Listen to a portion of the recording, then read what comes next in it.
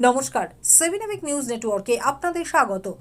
অভিনেত্রী শ্রী শুভশ্রী গাঙ্গুলিকে সোশ্যাল মিডিয়ায় অশ্লীল এবং কুরুচিকর মন্তব্য করার প্রতিবাদ জানিয়ে এদিন খড়দহ থানায় গণস্বাক্ষর এবং টিটাগড় থানায় লিখিত অভিযোগ দায়ের করলেন বিধায়ক স্বামী রাজ চক্রবর্তী।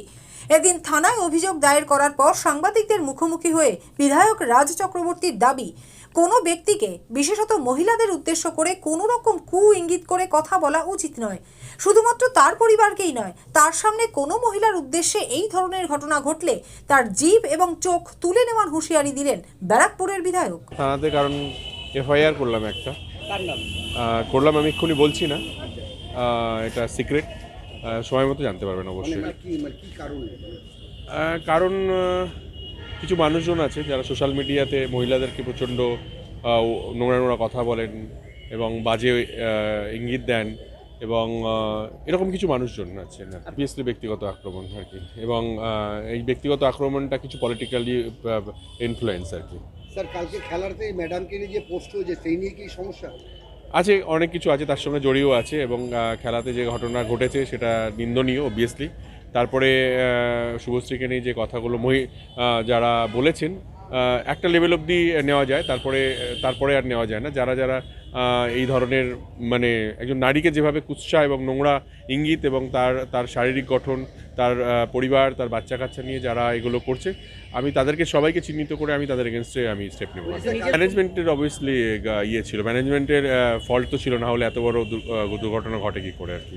এটা সরকারের কি ম্যানেজমেন্টের আমি জানি না, এটা সরকার তো আনেনি, আমার মনে হয় এটা এনেছিল মানে প্রাইভেট কোনো একটা কোম্পানি। ল অ্যান্ড অর্ডারটা তো সরকারের, হ্যাঁ, ল অ্যান্ড অর্ডার যেমনভাবে চাইবে সেভাবে ল অ্যান্ড অর্ডার দেবে।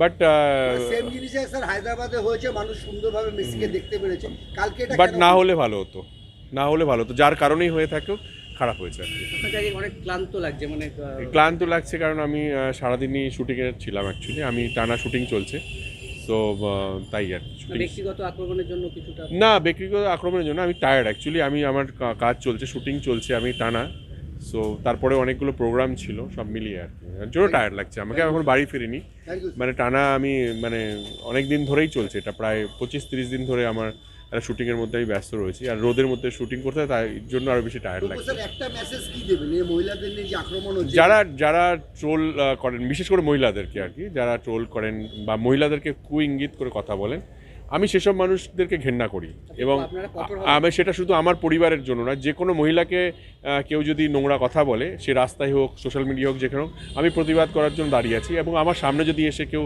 মানে তার ক্ষমতা থাকলে আমার সামনে এসে দাঁড়াক, আমি তার জিভ চোখ দুটোই তুলে নিতে পারি আর কি। রাজাদের রিপোর্ট, 7 নিউজ নেটওয়ার্ক। জয় হিন্দ।